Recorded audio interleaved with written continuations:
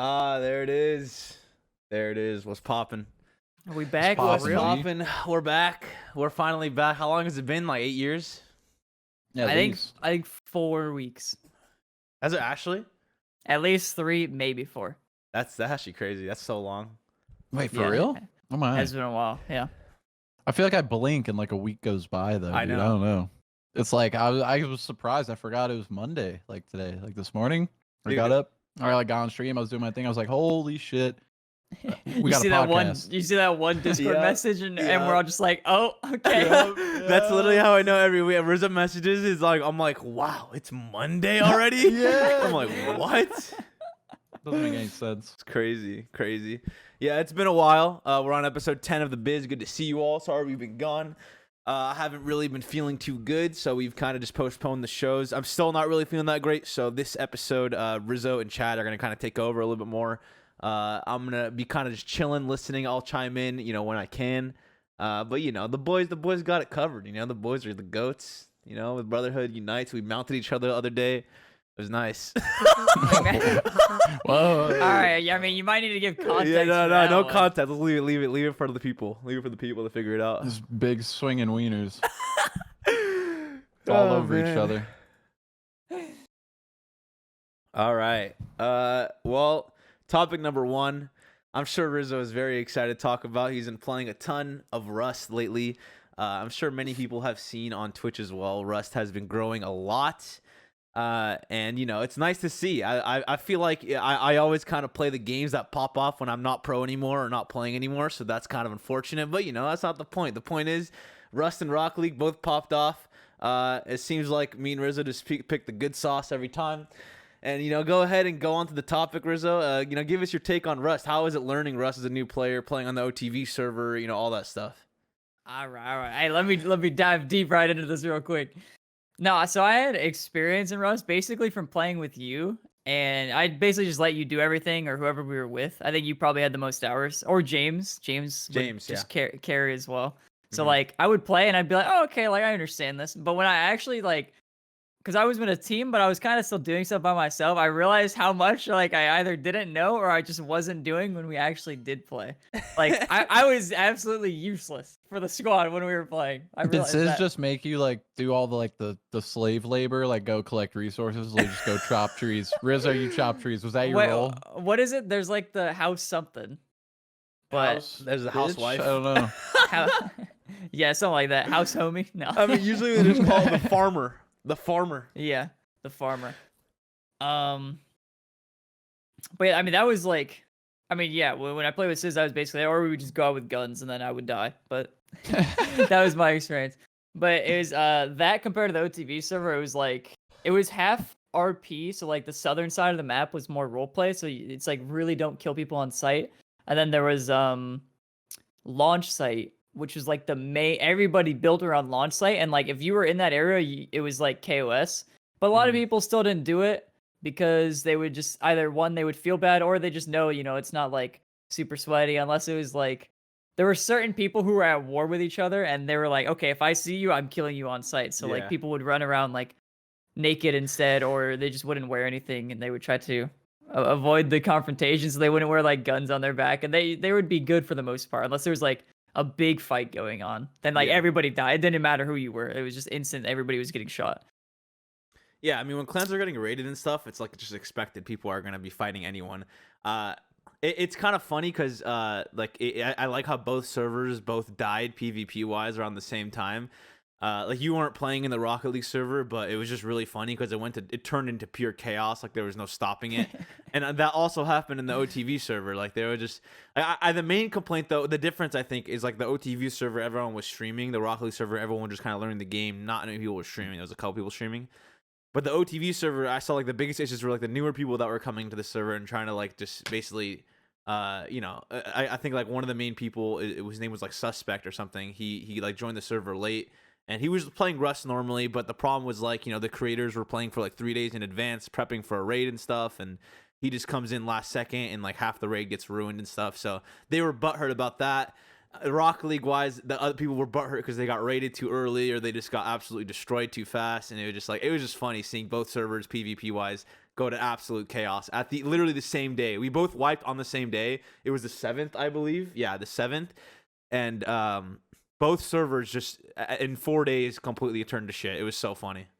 Well, the OTV server didn't really wipe. It was a 2-week wipe. So I think the RL one was a 1-week wipe. It was like a week and a half. We made it. We were gonna do 2 weeks, but then it died too fast. Anyway. Yeah. So the OTV one was 2 weeks as well.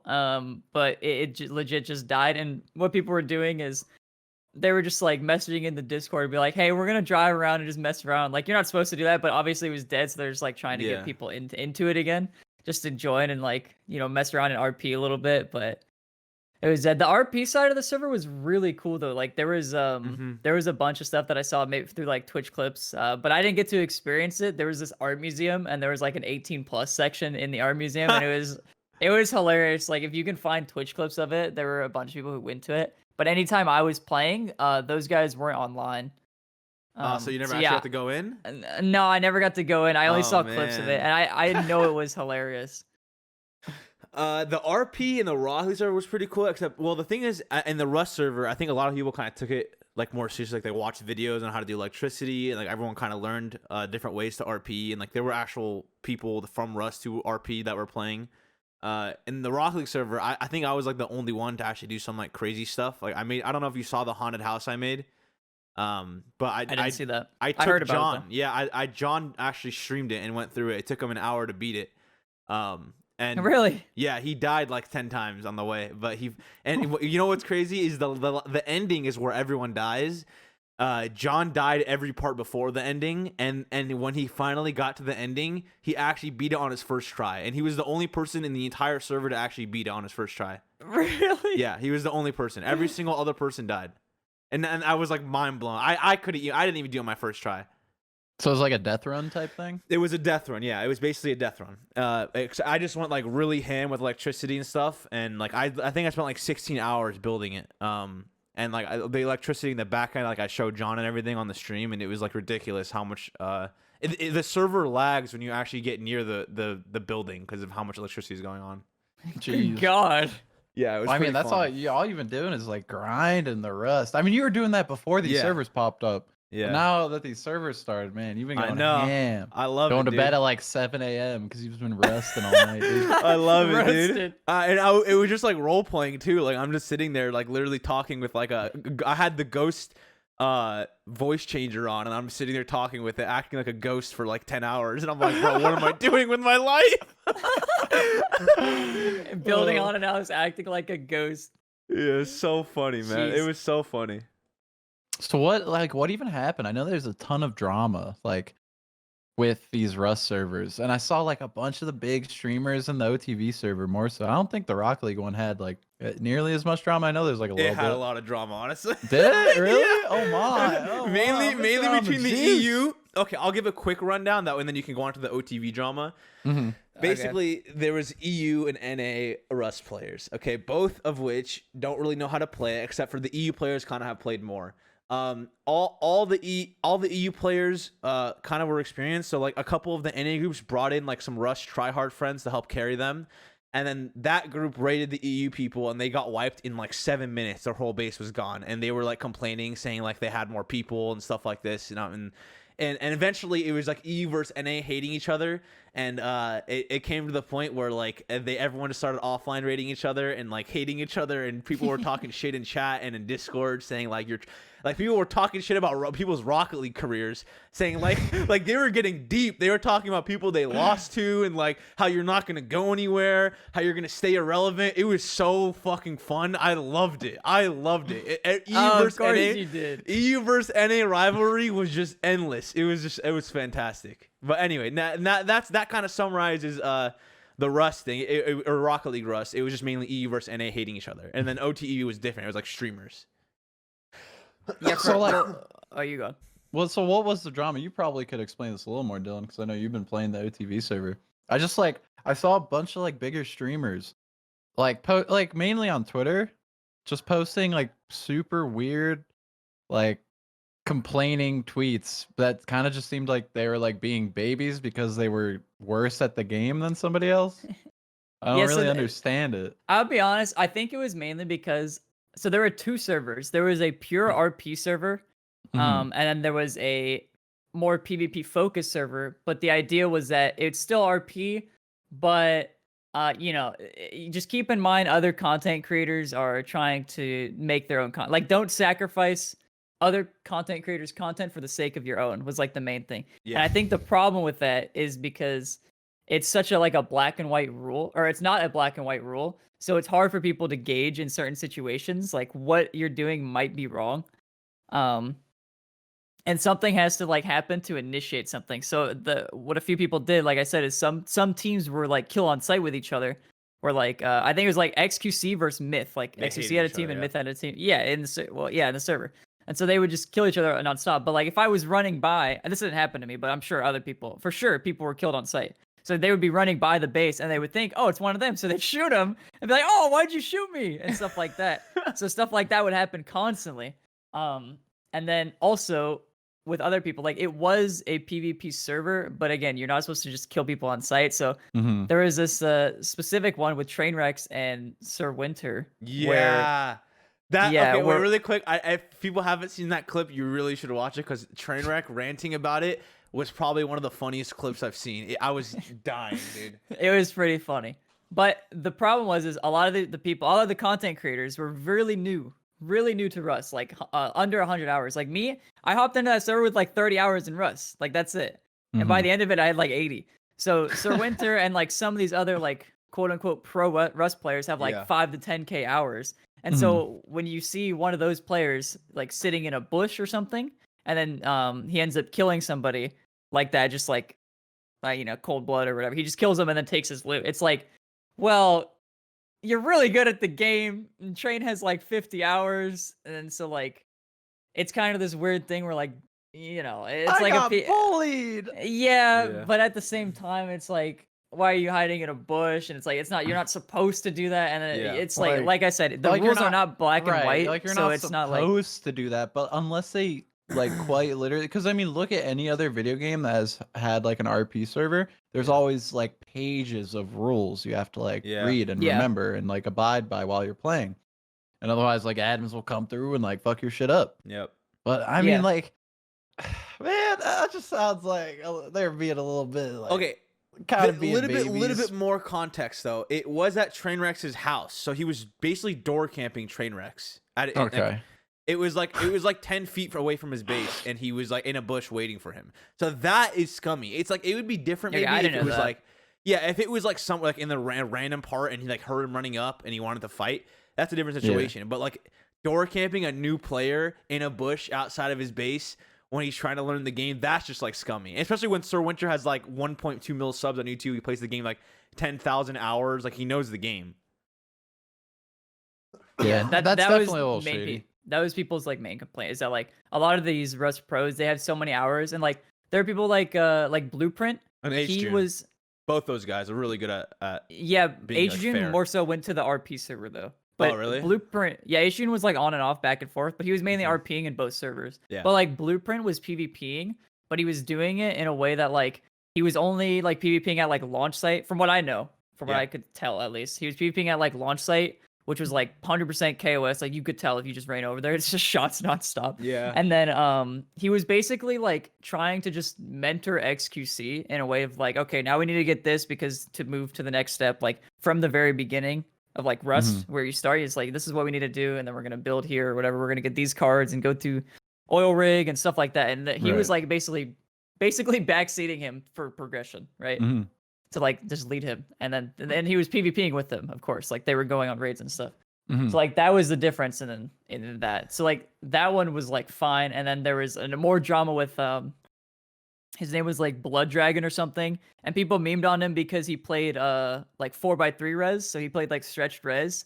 So it's like he was a hardcore sweat with like 7K 8K hours or whatever, and then he ended up his chat ended up telling him like, oh, maybe or you're getting raided, and then like the next message was like, maybe you should go check on the helicopter. And so he reads that message, he's like, oh, I'll go check on the helicopter. And then he goes up to the roof and he goes, looks up, and then for some reason he looks over the wall, and then he's like, oh, we're getting raided, you know. It's just like so he 100% like metagamed it, and then it was just like, man, well, it's like because these guys spent so long getting materials. I said mats like Fortnite. Getting materials to like raid the base, and then it's Right. just like it gets metagamed instantly, and it just absolutely killed all the content and like the build up to that raid. Yeah. And so that was another like drama thing, or just what people complained about. Yeah, I mean, how do you deal with that though? As like the streamer, like you read that shit in chat, you know you're getting raided, so you just sit there and like pretend like, oh no, like I'm not getting raided. I'm just gonna sit here in my base and not fight back. Like, how do you really deal with that? Like, yeah, Yeah. that is true. as the person that's being fed this like meta information, you know what I mean? Because like, I mean, yeah, like it kind of sucks, but like it's either like everyone should be required like emote only or like whatever it is. Otherwise, like I mean, it's gonna happen. Like the meta shit's going to happen, especially with everyone being a streamer and a content creator with a chat with people bouncing around to each of them. Like it's just gonna happen. So Yeah. Yeah. how do you deal with that? It is hard to deal. Even emo only, there's a raid emo. You could just spam raid emo. Oh as yeah, a that's chat. the thing. Oh Like, yeah, there is a these- raid emote. Like these dudes in the chat are getting creative, bro. Yeah. Like it, you know. I literally saw a streamer that had emo only on. And it was like a metagame anyway because everyone was just spamming raid. It's like there's no way out of it. You just have to not read chat. It's like it's so hard to not metagame. You're just given info from all these like little fucking 10-year-olds in chat that think they're funny. It's like there's nothing you can do about it. Mm-hmm. Yeah.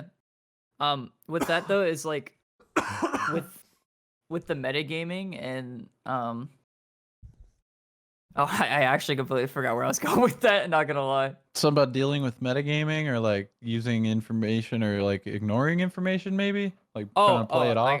Okay, I get where I was going. I got it now. Thank you. Yeah. So they would use the information to like.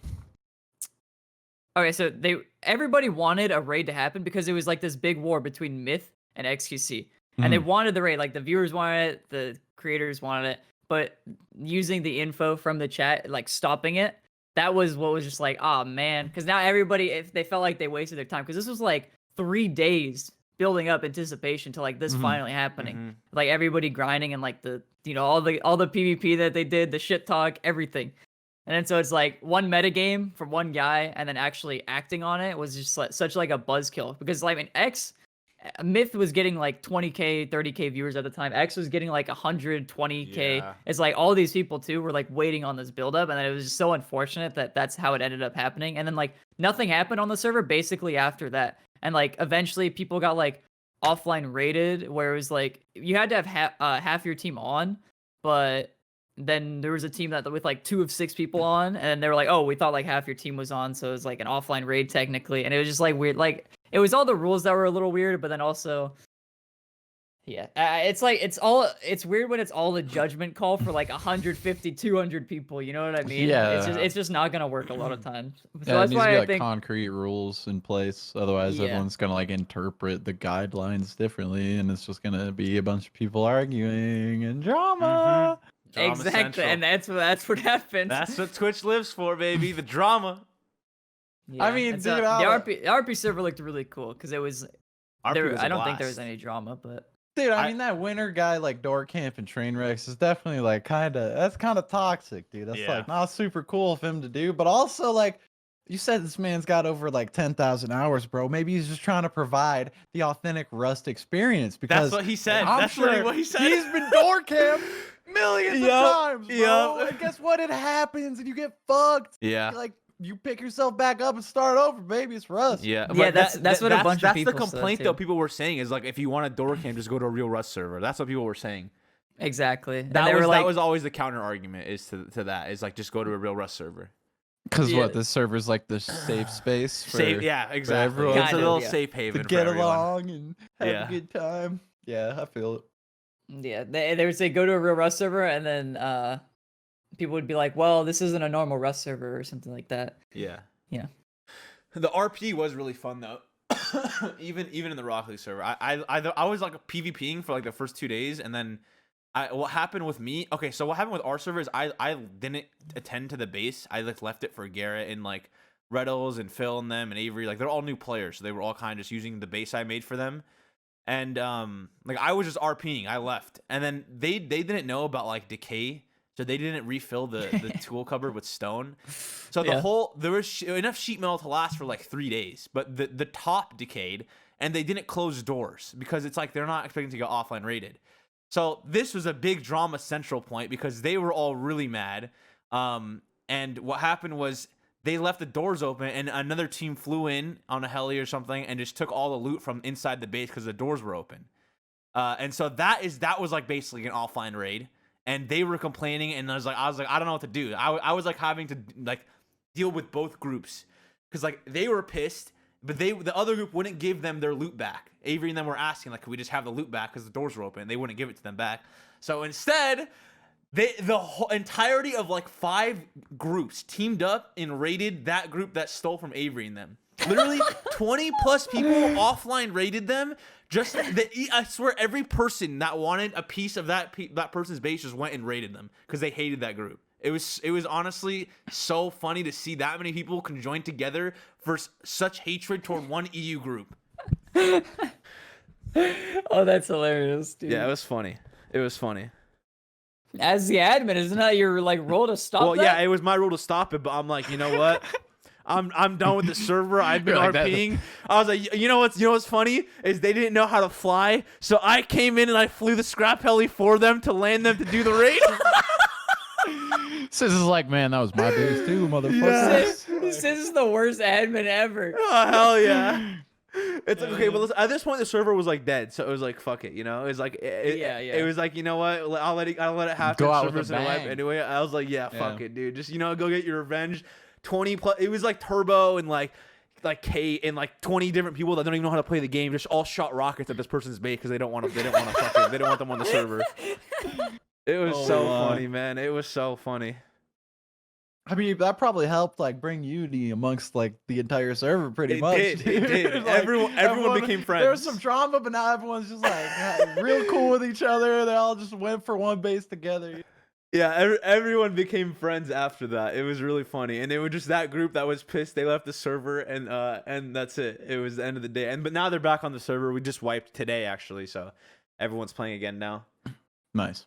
And that's Rust. That's the circle of Rust right there. That is a circle yeah. of Rust. That is a circle of Oh, Rust.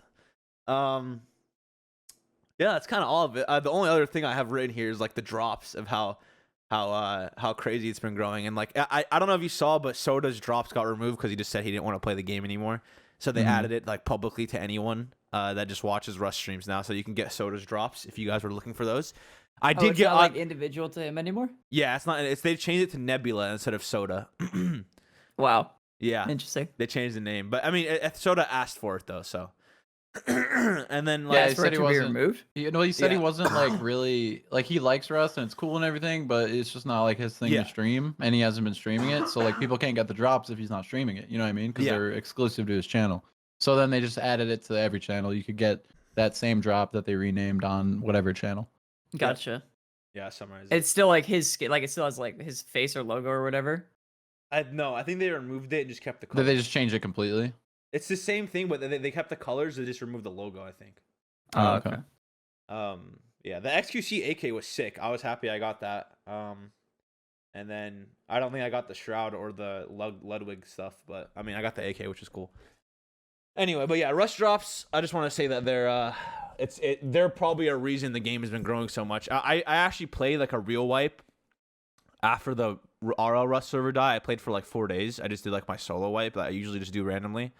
And there were so many new players. Like you could just tell, like every person was new. And I would kill people, and then like I would just feel bad because they would just say they're new to the game, and I would just like pick them back up because it's like the influx of players all trying to learn the game right now and just getting demolished in public servers is so high. It's not even funny. It's so bad for all those new players. But I don't know. That streamer someone effect. should make exactly. Someone should make like some sort of beginner friendly server for all these new players or something. I don't know. All right, well that kind of covers Rust. The next subject we have is content creators versus pros. This is kind of just like a general subject. Not going to cover it, I think, too long. We're just going to kind of talk briefly over it. Pertaining Recently- to Rocket League. Yeah, this is back on Rocket League, exactly. So there's a graphic that I can't really pull up on the stream right now, but basically on the Reddit, there was a post showing the top 20 most visited Rocket League player pages in 2020.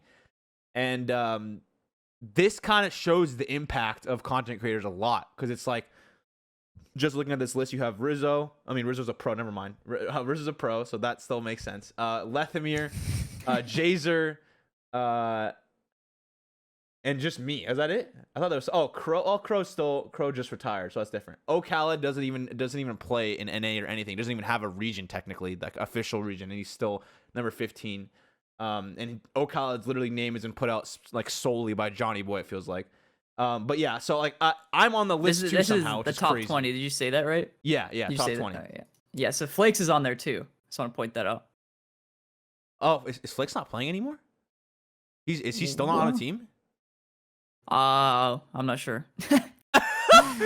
Okay, well, anyway, basically, the importance of this list is that content creators have such a huge impact on Liquipedia pages and on the new players trying to like search out the background of some of these people.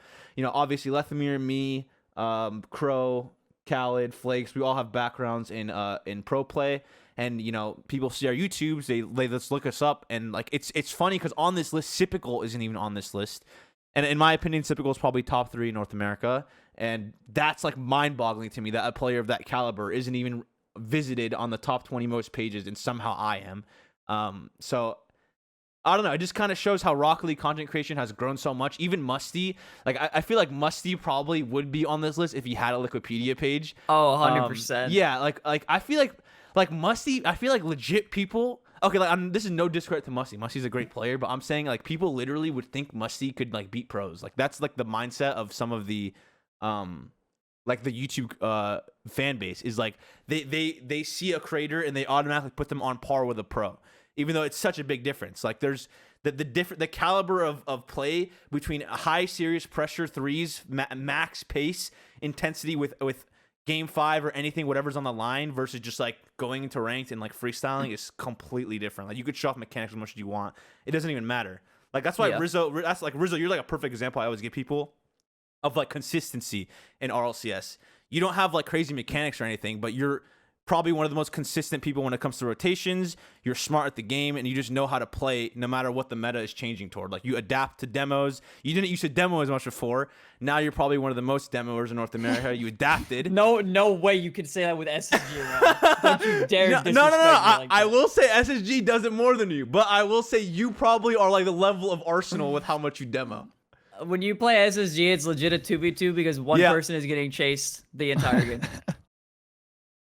Yeah, but I mean, yeah, it's pretty interesting to see that. Like I think Chad. like especially with Rocket League, being like a casual sort of viewer or a fan of one of these content creators, especially when we're talking about someone like Musty, who is pretty mechanically inclined in the game. Like he practices a lot. He does like flashy stuff a lot. He's got a lot better. It's just like how it was with Jazer, like back in like the early days, right? Mm-hmm. Like he was freestyling, and everyone was like, this is like the peak of Rocket League ability. So like he must be able to beat all the pros. He must be better than the pros. And it's hard to see that sort of difference at that higher like skill level. If you're just a casual viewer, casual player, you're not super invested, you're not even like, getting up to even close to that level, you're not going to be able to understand the differences in like the decision making, the play style, like whatever it is, right? You're just not going to see that. Yeah, no, for sure.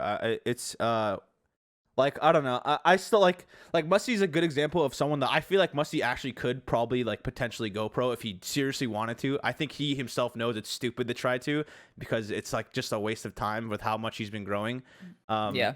But like if he wanted to, I feel like if he put together a team and like grinded for like a year, he probably could reach like pro level and just like actually compete. But again, I don't feel like he would want to. But yeah, that's just what I'm assuming. No, I mean a lot of pros, not even just specifically talking about Rocket League in general, like people retire to do content creation because it's just like a way better opportunity for them and their career and their future, you know what I mean? Yeah. I feel that. Yeah, and I was like kind of distracted. I was reading chat. Someone said, "Would you give up the energy stuff out to Musty?" Actually, we talked about this because we're like actually thinking about this just because I think it's like better in general. Because one, I'm West Coast. You don't play the game? Exactly. One, I'm West Coast. Two, I don't play the game. 3, my fingers are like broken. I'm literally dying of old age. Old man hands, literally baby! old man man. hands, dude. Welcome to my world, boys. I'm literally dying. So honestly, getting Musty as a sub, we've literally considered it. I was literally like, we were actually talking about getting him as a sub. So I don't know, it might happen. We'll see. That might be a play, dude. Yeah, it might be. honestly, it'd be solid content for him. After you just like trashed his ability, you're like, yeah, but we might put him on the sub. No, spot, I didn't listen. I'm not trash. I said I'm not trashing his ability. You absolutely. I mean, they ripped did into it. They bro. did it with Jazer, and it didn't turn out too bad. So Okay, here's a realistic thing. When in what situation are you gonna bring in a sub in a serious scenario where you like need to win and you're gonna need like a actual good sub? It's like most of the time I've never even subbed once for NRG. There's never been a need to. So it's like you can just be the sub. It doesn't even matter. Like for any team, I feel like. When was the last time? Bro. Did you guys ever even use Mile, Rizzo? What about over Zero, the God sub? Okay, that's season 1. That's not The even close. That's goat! different. No, The that's goat! different. See, Rocket the Jesus! goat. What The they call him? goat. Bro. Rocket Jesus, have you heard of him? that? You remember that?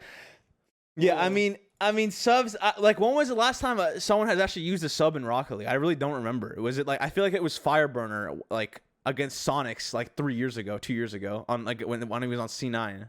People like sometimes like I think Alpine used one recently. They used creams pretty recently, but I don't even remember what it was for. It could have been for the internet DC. That's like one situation. Yeah. Okay, yeah, internet DCs. But like I feel like in big tournaments, like obviously in the future there's gonna be LANs, so it's gonna be completely different. So there's not gonna be ever a need for a sub on a LAN. But Well, I mean, I feel like there really wouldn't be, honestly. I can't mean, imagine. there could be like some sort of like travel issues or like. Oh, that's true. We're talking about like like they literally cannot come, like a visa issue, like whatever it is, Mhm. right? Like there could be something like that, but we're also talking about some uncoordinated, unathletic gamer boys, dude. This dude could trip on his way down to the event in the elevator and break his hand, dog. Like his wrist gone. He's done. Done for the season. You know what I mean? Like you never know what could happen. Okay, yeah, in a very rare scenario, yes, that could happen. That could happen. But at that point, I feel like the team would get absolutely boomed because I feel like if you don't practice with the same team, then you just bring in a random sub, it's gonna be so bad. Like you need to get accustomed to the environment of scrimming and the environment of rotating with that team because every team rotates differently and is different speed and different pace. And if you're just throwing someone into the fucking hell zone on a LAN after someone just breaks their hand, that team's gonna lose anyway. It's like fuck it, you don't need for a sub. Yeah, somebody else mentioned that Tristan was actually a sub, which I don't think it was more than a year ago. It was definitely like 3 to 6 months ago where he actually switched to the team. Yeah. Who did he sub in for? Do you know? It was Hawkser, Ajax, and Wanda Mike, and then Hawkser got put to the bench. This was like a really big Tristan. drama situation. I remember this. This was I think like something there like was that. there was And then some issue. yeah, with there's Hawkser, another yeah. thing. Chrome played for SSG, but that was in the I can never remember the name. It's the for fun tourney. Oh, I played in that one too. That was just like a joke tourney. No. It's like the one with the chicken trophy or something. The duck trophy. What is that? Yep. What? Yeah, BTS. That one. What? He played in BTS? Yeah, he played in BTS. Really? Isn't that a K-pop group? No. I mean, yeah, but dude. I stand. I don't know. I don't know about you guys. Reddles had school. Alpha saying. Yeah, but you still used a sub. That's the point. Yeah. I mean, BTS. I mean, even we declined the next BTS invite because we didn't want to play in it because it was so unimportant. So I guess once again, you said the next one. Like you know, there's a next one. I didn't even know. I'm pretty sure there's gonna be a next one. We declined it. Oh. Or maybe Yeah. this was. Oh no, this was the most recent one we declined. No, Gold Rush. Sorry, we declined Gold Rush, not BTS. Oh, gotcha. Yeah, we declined Gold Rush because it was like unimportant and it was like the same prize pool as BTS. So. Gotcha. You know what's funny is for BTS, I didn't even know what was happening until they announced teams because Jaws are just new to cancel. To be fair, we were traveling at the time, so we were all like visiting home and stuff. So. Well, feel like we kind of briefly touched on that. Not really much else to say. You know, shout out all the content creators. You know, I appreciate you guys. Keep grinding, helping the game grow, helping Keeping all of us Rocket grow. League alive. Yeah, dude, for real. Rocket League is literally growing because of these content creators. And then the esport, I feel like the esport has been doing well. I want it to grow more, but I think we need LANs until it does. But it's been growing at a pretty good rate. Yo, right you now. know what they need? Anytime the views start dropping, they just need to add a new drop. Just a new in-game drop for the stream, and then boom, instant 100K viewers. Dude, they could literally do the rush strat and just give out drops for watching people's streams.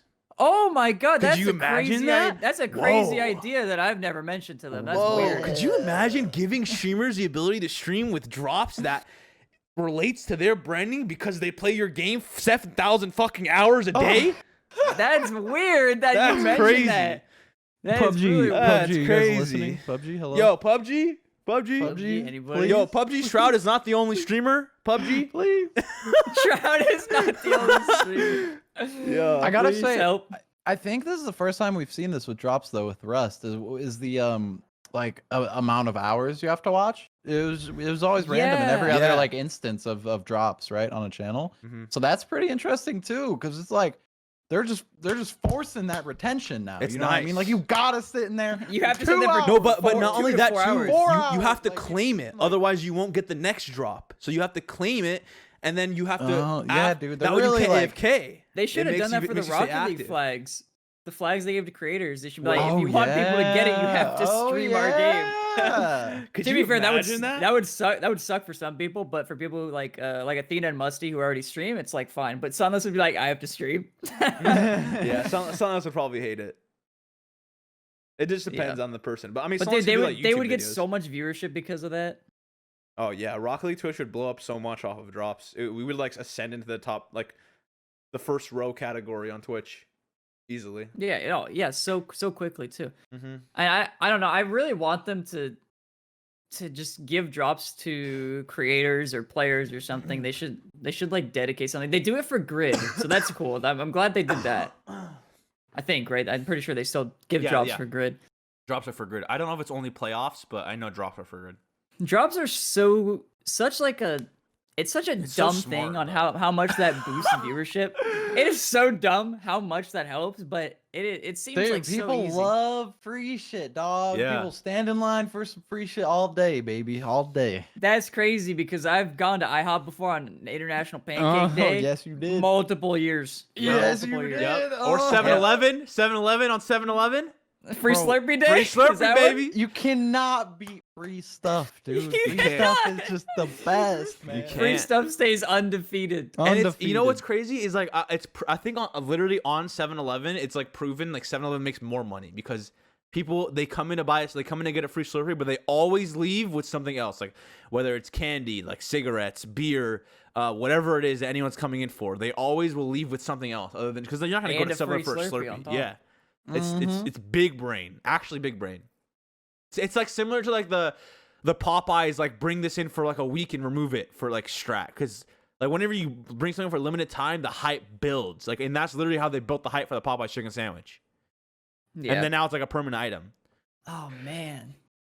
Dude, I every- just had my first one. Like, I want to chicken say sandwich? Yeah, a month and a half ago, maybe. I had my first Popeyes chicken sandwich. Because when the hype was happening, everyone was like, "Oh, they're sold out everywhere," blah blah blah. And I was just like, not about going through the hassle for a chicken sandwich. You know what I mean? Yeah. So then I finally got one like a month and a half ago, bro. And like, Rating? It's- You get it's a full rating dude, analysis. that shit is top tier, man. Like, Really? dude, I don't know what it is, bro. It's like it's insane. Like it's the perfect like crispiness, but it's like not dry. It's still like nice and juicy.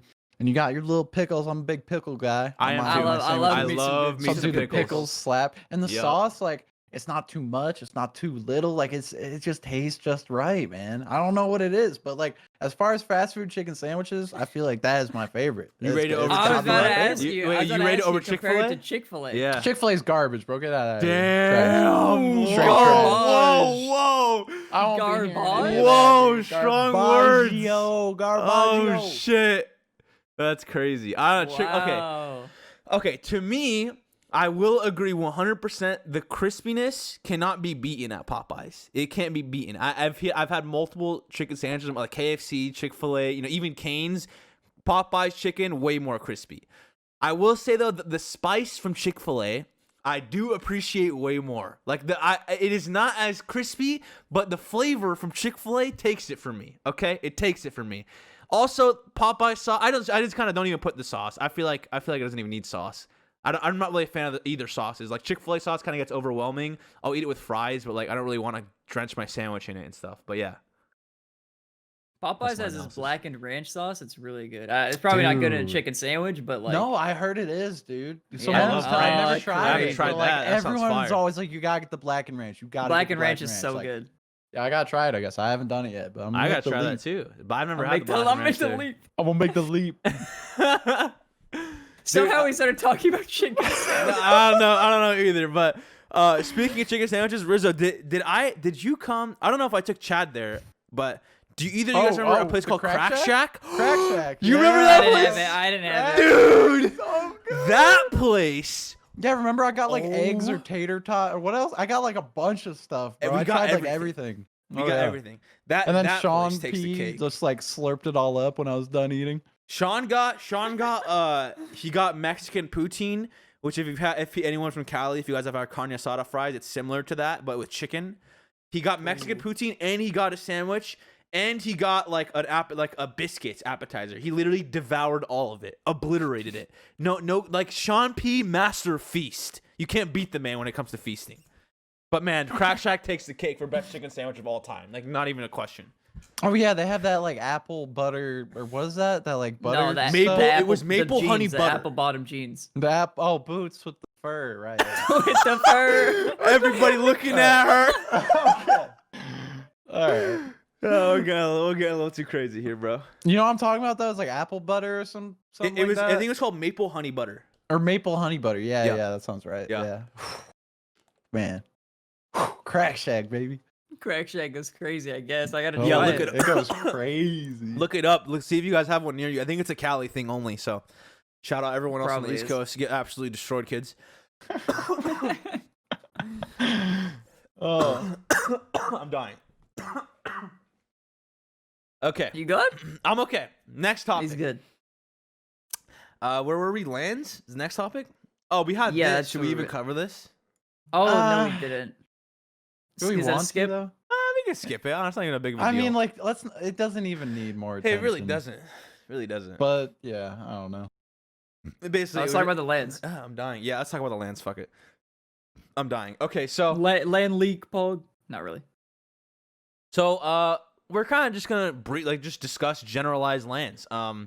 So when do you think the next Rocket League LAN will be, Rizzo? Dude, I don't know. Like, I'm assuming that they'll have one for Worlds, but at the same time, isn't like international travel still like barred? Like, you can't.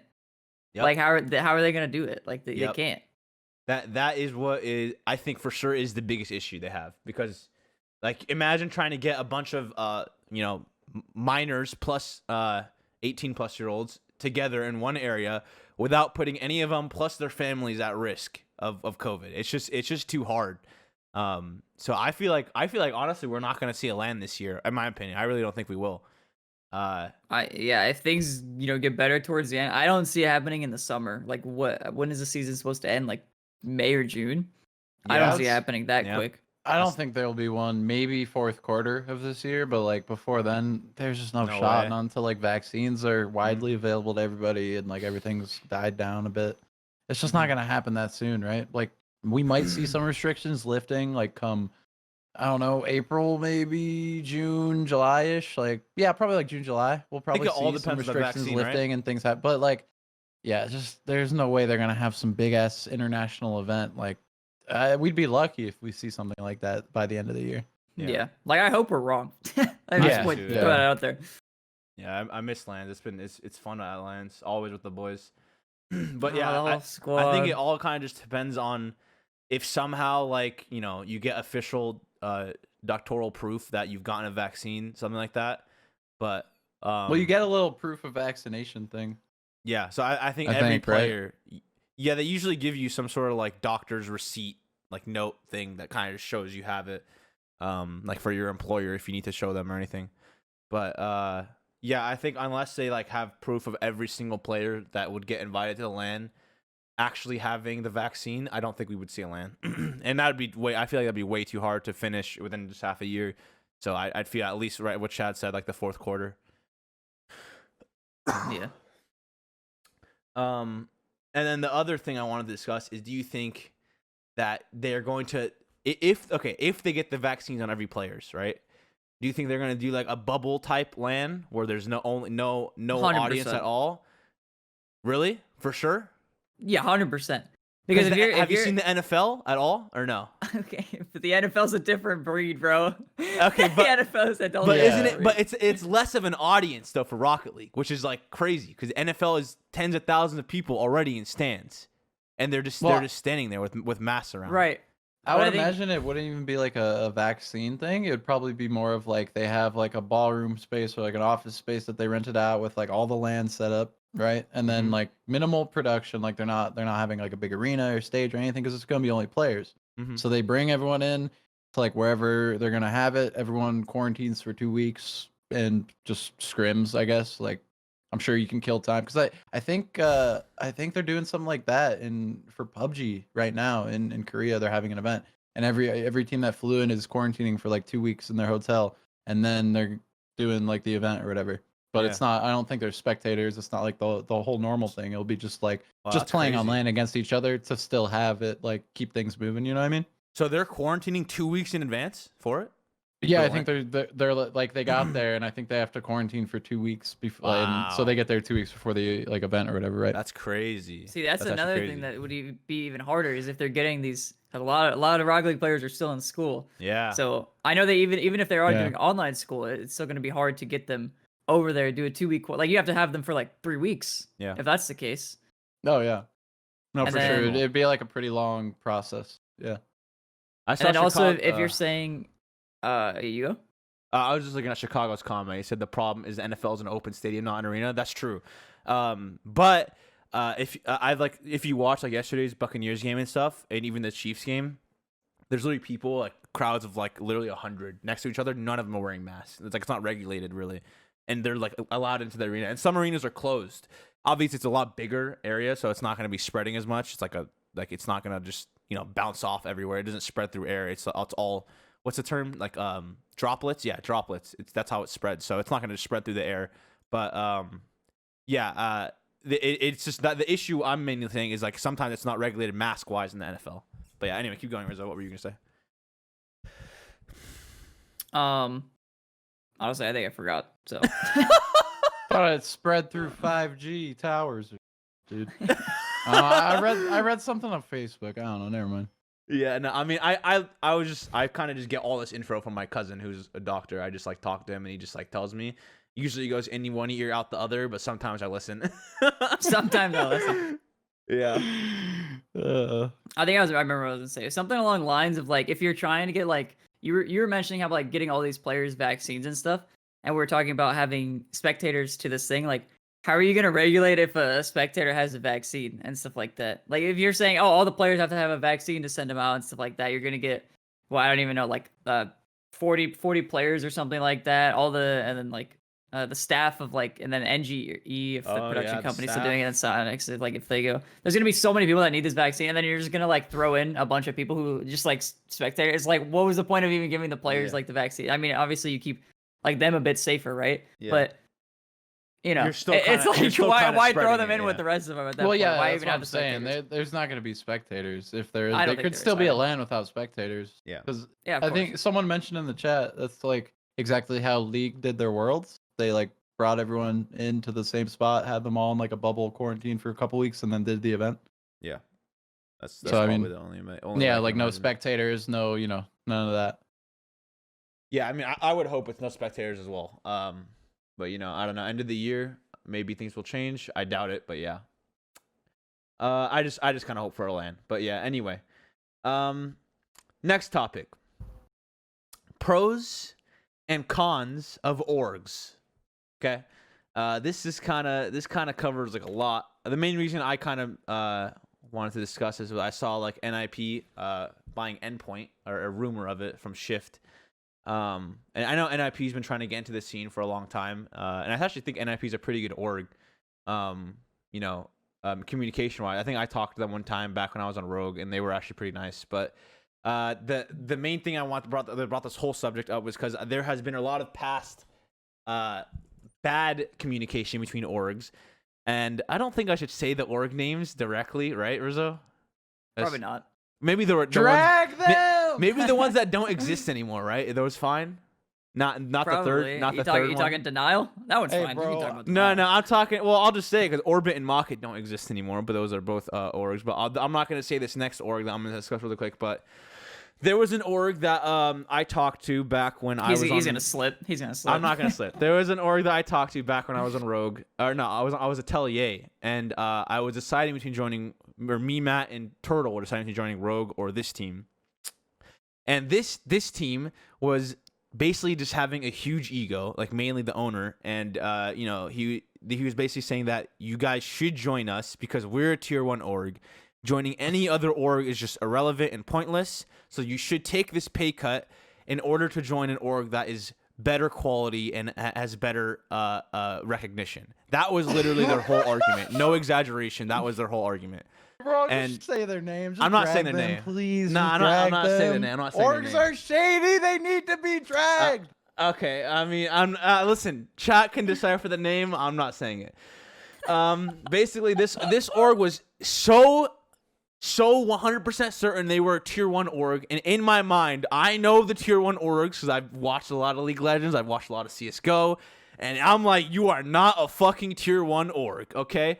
So, I'm like, fuck off. I'm gonna join Rogue. Rogue was actually a really good org, and you know, they were being really nice to me. They were really nice to Matt, really good communication wise, and we made a very good decision joining Rogue. And you know, I kind of want to let all the newer players in Rocket League know: do not take a pay cut ever for an org that says that they're a tier 1 org, or that they're bigger, or if you think they're bigger. It doesn't matter. Look at C9 Look at C9 for example.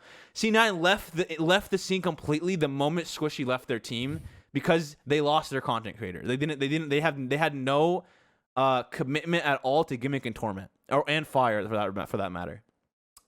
And like that's just how the bigger orgs are. They prioritize winning.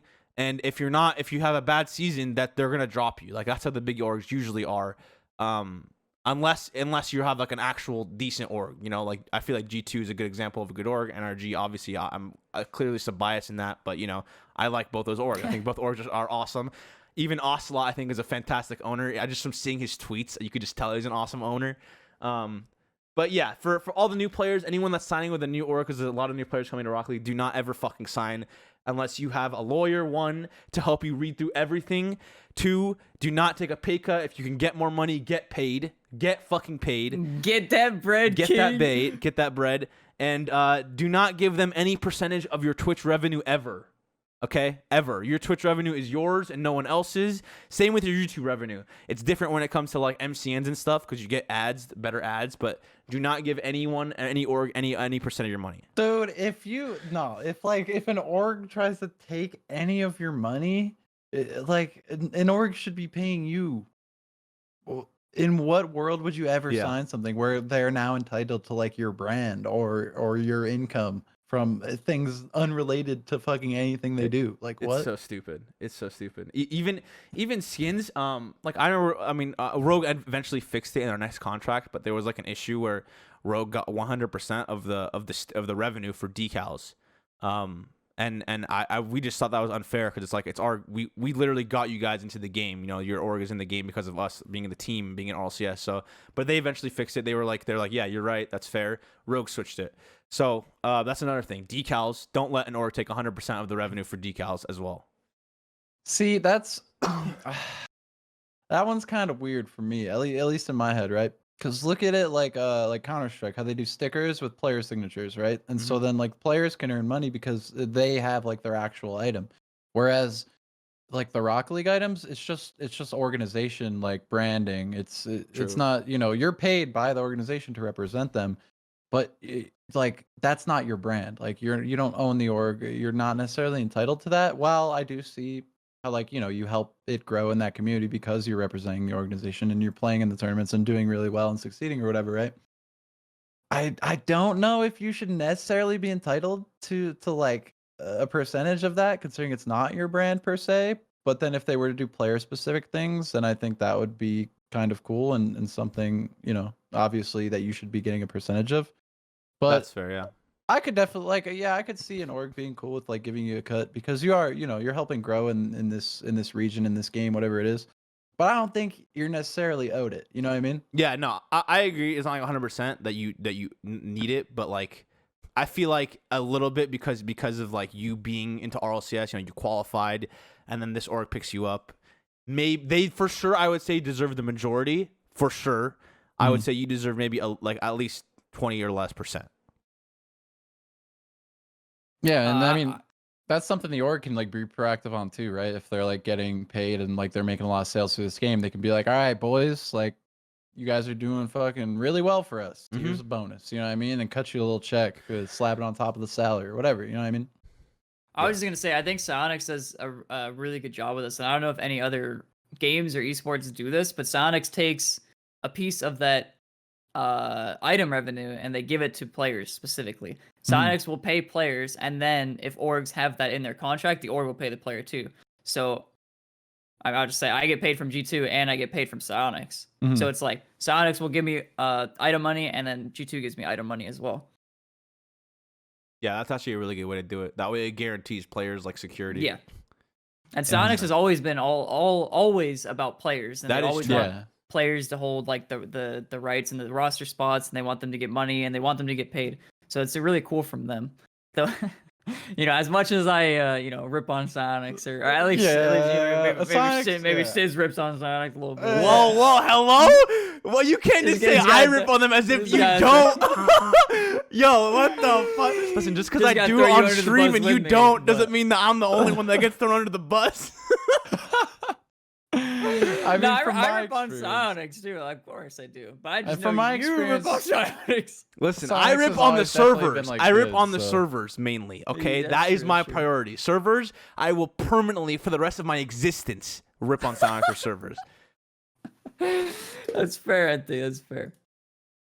I feel like we talked about some of this org stuff a couple weeks ago, didn't we? I think we did too. A little bit, yeah, we did. I think we kind of discussed contracts mainly, like org contracts. So, But, so yeah. we didn't really get into this all too much. It was the NIP rumor of buying Endpoint, and it was something from Shift, right? Yeah. Shift ended up tweeting something out that said NIP is talking to Endpoint, I think, about buying them out. And instantly, I don't know if you saw this, but instantly the Endpoint, one of the higher ups at Endpoint was like, "This isn't true." Like he just quote tweeted it, and he just instantly replied, "He's like, this isn't true at all." Really? And so yeah, it was just like this weird thing, and everybody was like, "Oh, okay." So it was kind of just like stopped right there. But that's one of those things. Like, oh, is he like? I feel like if it was true, he just wouldn't say anything.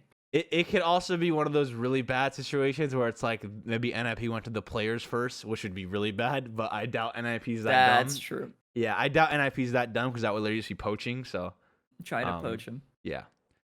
But I think NIP would be. I mean, they've tweeted about Rocket League before multiple times, and they've like been trying to get into the scene. I'm surprised it's taking them this long. I don't think NIP is trying to get in the scene. They've been baiting it and trolling it this whole time, and every single time, oh, just a little bit, please, just a little crumb, please, NIP, and it's like never. They just been baiting it for like 3-4 years. It's so annoying at this point. It's like, dude, sign a team or go away. You know. It's like, why are you just constantly tweeting this stuff, trying to bait people?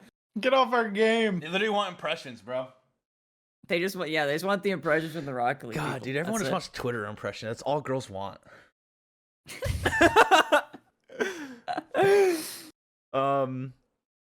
Anyway, the next.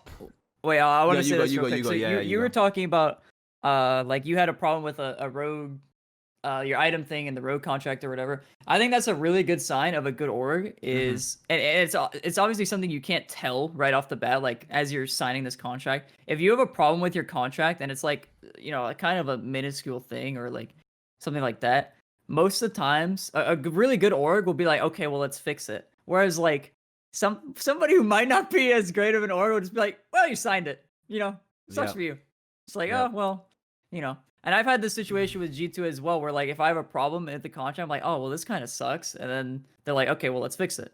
And they've constantly done this throughout like, I don't even know how long I've been signed, 3 years or something. Yeah, that's a really good sign. Of a good org. Almost 3.5 years, something like that. And like anytime I had a problem, they would just be like, all right, let's fix it. Actually, it's almost 4 years. Now I'm thinking about it. Damn, that's actually kind of sick. Yeah. But they'll usually, a really good org will work with you to fix something. Even if your contract expires in a year and a half or something like that, they'll be like, all right, well, let's fix it now. And maybe we could adjust some other stuff. And they'll try to do it. Yep. The bad orgs how won't. orgs should be. And if you're in this situation, obviously, there are situations where it's like, oh, well, maybe you did sign this, but it depends what you're asking for. Let's just keep that in mind. You can't just ask for anything. Yeah, no, for sure. That's usually why most of the good orgs are kind of like people widely know them as good orgs. That's why they keep growing and stuff. Exactly. You could just tell which ones are the good orgs usually. Yeah, I mean, even the one you didn't want to name from before, dude, they are known in so many different games, just across the board. Like they have done so many things that are super shady, scummy, and have taken advantage of countless players. And there are so many scenarios where it's just like, and if you like ever hear about stuff like that or read up on them or like anything like that with any org, that should be an instant red flag of even like signing with them or even considering it. You know what I mean? Yeah. Yeah, no, 100%. That org is even from even from CS, you can kind of just tell that org was shady, just from the way they treated their team. But moving on to another org that no longer exists, Orbit. Though back in the day, I used to sub. I think season 2, I was like in school, so I subbed for Garrett, Moses, and Turtle. And at LAN, they got like first rounded, I think, or something. Oh, and we 100% talked about this in a previous week, but go on. Did we really? Yeah, we did. But go on. Okay, this is funny anyway. We can go again. Yeah, the moment they lost, like literally right after they were walking back to the player lounge, and like they get stopped by the two like CEOs of Orbit, and they're like, yeah, we're gonna have to give you guys a cut. we can't be paying you this amount of money. We're gonna need to cut it down by like at least $500,000. So that's so degrading too. It's so demoralizing. Right after you lose too, and then you're just like, oh, great. That's literally awesome. Immediately like, what are you after. You probably have such a bad mindset. I would have done, but what would you have done, Chalice? Here, maybe. Yeah, you don't. No, I love to hear it. I love to hear it. Dude, oh man, it would have taken every fiber in my being to not just smack the shit out of that dude right there. First of all, the disrespect. Second of all, we have a fucking contract. Unless in that contract there's something that says like, any party is allowed to terminate, like whatever. There's always usually a notice, a certain amount of time you have to give notice. Like legally, I don't even think you can do that to my pay unless it's in the contract, which I would have read, which I wouldn't have been okay with in the first place. Yep. But I would have been like, no, like if you want to fucking break this contract, we're breaking this contract. And I am fucking taking you down, boy. Like, ain't nobody ever gonna work with you again. I mean, that org literally got taken down. So. Drag him. Yeah. Don't get me started, man. Bro. There's nothing worse than that. It just feels like so elitist to do that. No, it's so shitty. That's it so really shitty. is. Horrible. Especially because they're all like 16. Is like a lot of times the org will be like, well, okay, this isn't like a common thing, but a lot of times the person giving the contract would be like, well, it's you signed it. It makes so much sense. But what if I'm like Turtle, who is it? Turtle, Moses, and Garrett. Yeah. Well, there's like, well, you signed it. It's like it's your contract. You That's signed what I'm saying. Like, I can imagine Moses doing just that. Hit Just it being right like, back. Moses would be like, you do realize you signed it, right? That's exactly like, what are you talking about? Do you know how long did you guys stay with them after that? Literally, the team disbanded right after we left. Oh, okay. After the LAN. Yeah. After the LAN, the team disbanded. Garrett joined NRG, and me, Turtle, Matt formed Rogue, and Moses went to Selfless. and that was everything that happened. That was the good old days. King Moses. You know. Speaking of Matt, Matt's been playing Rocket League again. He's been messaging me, and I've been coaching him, like actually trying to help him get better. No Really? cap. Yeah, he said he's trying to go pro again, and I was like, bro, I got you. I'll teach you anything you need. It's actually, That is weird. it's actually so sick to see him playing again. I was like, bro, hell yeah. And he didn't know about arrow right, or like he didn't know about like, I don't like when you hold R2. He didn't know how to do flip resets. And I was like, bro, just let go of R2 because like it makes you drive on the ball and it fucks up your flip reset and stuff. And I was like, bro, I was teaching him all this stuff, and he's like learning these new mechanics, and he's like actually enjoying the game again. And I was like, bro, hell yeah. Matt has a better mentality. He's Matt's looking back, good. baby. I'm like, Matt's back, I'm like, fuck yeah. I love seeing him play again. Sick. I don't know if you want to talk about this when I'm highlighting. The gigascam was the gigascam. No. What's a I know there was some shade with them, but like, cause of, like I experienced it. But what is the gigascam, bro? Yeah, I don't They, know like, what you're rock talking you about. down? There's no. I didn't know what else to put. I just wanted to put some things to summarize them. That's it. I don't think they had a gigascam. There was just Yeah. like general shadiness. Yeah, like, well, that's kinda what I always, meant, what yeah, mean? yeah. Scam. Whatever It's you like want to a- talk about. I don't know. Or do you want to mention it? We Do could they probably still add it. That's exist? all you. That's all you. Well, I don't. Okay, well, it's just, literally he just put a note that says "mock it giga scam," but I don't know about their giga. Scam. I don't know The only either. I thing- thought there was something that happened with you. That's why I just wrote it for you. That's it. No, there. I didn't have. I actually didn't have any like bad blood with Mock It. I was cool with them even after the fact too. Like Oh, really? the thing with Mock It is I never. I don't think I never signed anything with them. It was more so just like a handshake, and they just paid me every month. And yeah, I mean, at some point it was just like, all right, well, I think we just separate, we just go our other ways, and that was basically how it happened. But I didn't have the only shady thing I know they did was when they tried to poach Greasy, I think, after a LAN with Flipside. Right? Yeah, I think you're Oh, right. wasn't I think I Lucky remember like something sitting like that. down with him? Yeah, something like that. Dude, And then, like, something like that. There's like some tweet, and then Greasy like roasted the shit out of him because he was Yeah, like trying there's to something, talk something about a some trash contract, or something. and then yeah. there was like a tweet about him burning the contract or something like that. yeah. Where I was like on a candle or something, Oh! and he like burned it. I don't know. Bro, you the look really shocked right now. nostalgia. My headset died. I don't know what you guys are talking about. Hold on. Dude, the nostalgia from that Rizzo. Oh my god, I literally remember Greasy doing that, and it was like always trending all over Twitter and everything because he did that. Yeah, That was it was so such a fucking weird funny. thing though. It was weird. You know what's funny? I can literally imagine how Greasy talks, like just talking shit about Lucky in my head. Like it's just so funny to me. I don't know. I'm just like imagining how his accent. Yeah, Just how he would cut someone out. I'm just thinking about it. It's just funny to me. Just a drunk Greasy is all I'm thinking. All right. Well, shout out Mocket for not giga scamming. My bad about writing that. Wait, do you remember? I mean, Mocket. Like, I don't think they ever really did anything shady with us, and like I was always very like like talking to Lucky, like making sure things were good. But were you with me? I think it might have been you, Rizzo. Lo5 might have been with us too at PAX, at PAX East. yeah. Did we go over to that Airbnb together? Were you with us? I don't think so. When I went to PAX, this is actually really quick. PAX was where I realized like I had anxiety. And I remember the first day I was there, I had like an anxiety attack, and I had no idea what was going on. Like I thought I had the flu. I was really Oh, yeah. confused. Yeah. And so anyway, I don't know what you're talking about, but Yeah, I Me, remember you I think messaged it me was about low that. 5. I think it was low 5. We like went over to Lucky, like where he was staying at like an Airbnb, and this dude like he owed us like for months already. Like he didn't pay us yet, and he was like, "I got you, I got you, I got you," And then finally, when we went to PAX, we like he's like, "Yeah, come to the Airbnb real quick. Like I got you guys. I told you I would." It was when we were picking up jerseys, I think. And we that picked would up make sense. we picked up the jerseys, and then this man like pulls out an envelope of fucking cash, bro. Like not chump change, because he owed me like $2,000. I think he owed Lo5 more, as well as I think he owed you guys stuff. I don't know if he paid you then, but I he- think I got paid on time every time. he just pulled it out and was like, bah, bah, Bah, bah, Jesus bah, Christ. I owe you how much? Bah, bah, bah. Here you go.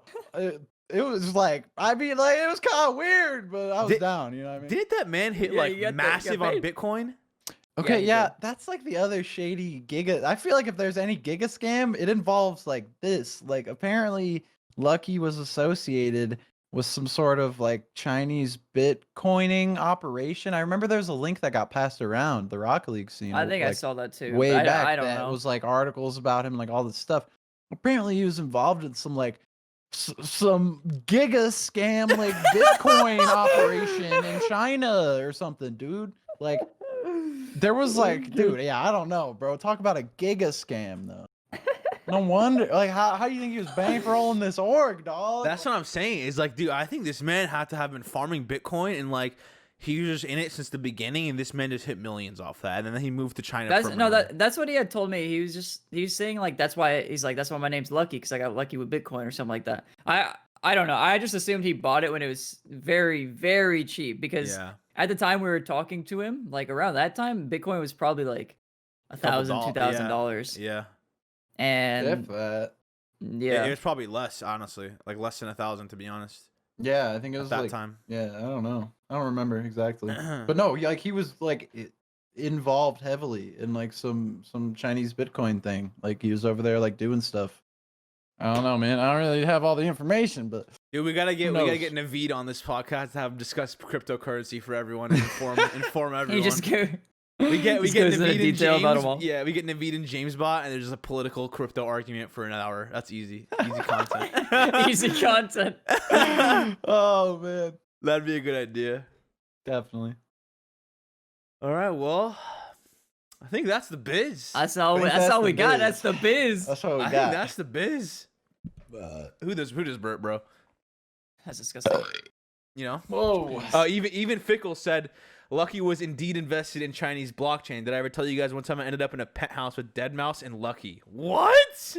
I remember that. No, actually, that was one of the coolest things. I don't remember why I wasn't able to go.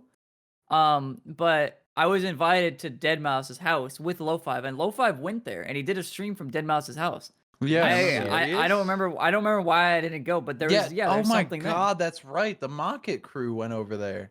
Yeah, exactly. The Mocket crew did. That's crazy. I forgot about that because I was gonna go, but then I didn't go I couldn't go for some reason. I forget why. I don't remember why either. I can't remember why. Yeah, I couldn't go. Damn, that's so dude, weird. you missed out on Deadmau5's house. That's crazy. Well, that's like I completely. I can't believe I forgot about that too because then like a few years down the road, me and Deadmau5 like we became homies through like a bunch of PUBG shit, and he fucking invited me to come over, but I couldn't go again because he straight up he just loves having people over in his mansion, I guess, bro, in Canada. I hella want to go. I got his phone number, bro. Not bragging or anything. You know, I can text him whenever I want. You know. No, man. Oh, that's why I think I couldn't go. Jed, did you have a passport back then? Oh, I have a passport. We both didn't have one. That's it. It was in Canada. We got him for Amsterdam. I think. Exactly. Man. Exactly. Yeah. Yeah, that's why. That Dang. sucks. Because it was like Unlucky, last minute too, and there's you couldn't get it expedited. Yeah, that it quick. was super last minute. Yeah. That would have been cool, weird. man. I can't believe I forgot about that. That's so weird. I'll text him for you sometime, bro. I'll set it up. We'll all go out there and kick it. I got you. Me and him aren't cool like you two. So I appreciate that. Get Lo5 back out there, Lucky. Oh man. All right. That's the biz. That's the biz. That's the biz. Yes, sir. Hey, thank you for coming by. You know, we love you guys. Sorry we've been away for a couple weeks, 4 weeks now. You know, still trying to work on fixing my breathing. You know, once that's back together, probably be a lot more consistent. But yeah, you know, any last words you guys want to leave the viewers with and the audio listeners?